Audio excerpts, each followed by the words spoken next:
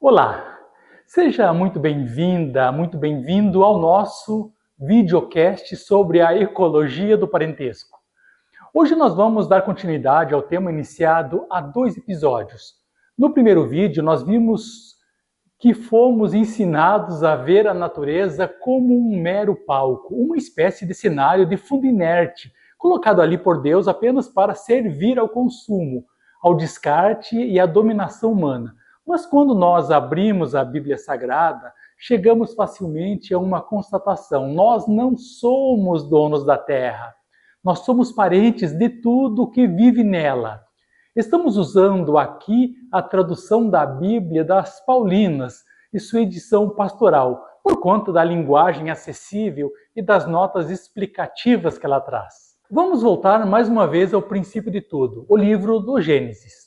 No capítulo 2, versículo 7, nós lemos uma das passagens mais poéticas de toda a literatura.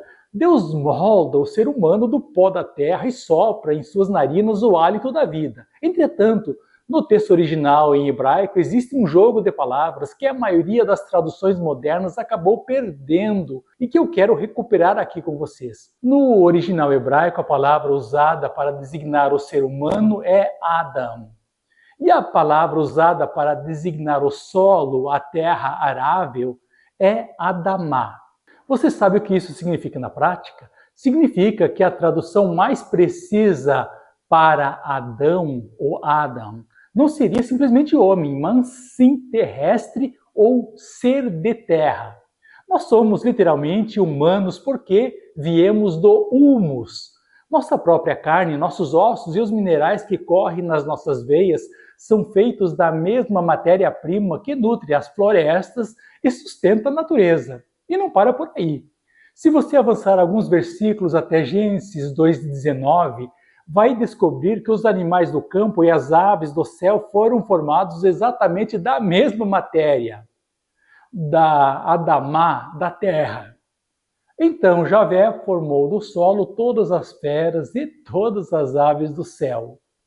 Isso desmorona imediatamente qualquer ilusão de superioridade desprovida de responsabilidade.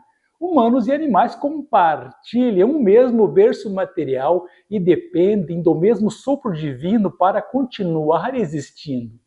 Mas então você pode se perguntar: e aquele mandato de Gênesis 1:28, onde o texto diz para dominar a terra e submeter os animais?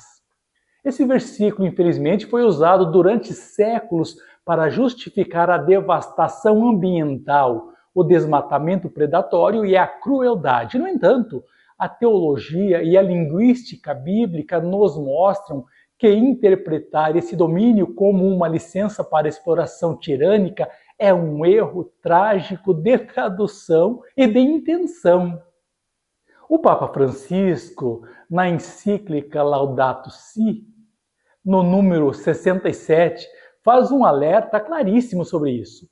Ele diz que devemos rejeitar definitivamente a ideia de que o fato de sermos criados à imagem de Deus e termos o domínio sobre a terra autorize um antropocentrismo despótico. O texto bíblico original diz que fomos colocados ali para servir e guardar. No hebraico, o verbo para cultivar é avad. É o mesmo verbo usado para expressar o serviço religioso, a adoração e o trabalho comunitário. Não é um trabalho de exploração, é um ato de serviço de um responsável cuidadoso. E o verbo para guardar é chamar.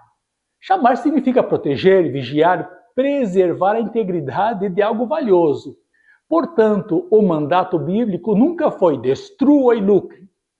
O mandato original sempre foi cuide da sua família criacional, porque a terra não é sua, a terra pertence a Deus e você é apenas um hóspede e um cuidador dela. Vamos agora olhar para o livro de Eclesiastes, no capítulo 13, versículo 19 e 20. quando o sábio bíblico nos dá uma lição de humildade ecológica. Diz ele: o destino dos seres humanos e o dos animais é o mesmo. Morre um, morre o outro. Todos têm o mesmo fôlego de vida. Todos saíram do pó e todos ao pó voltam.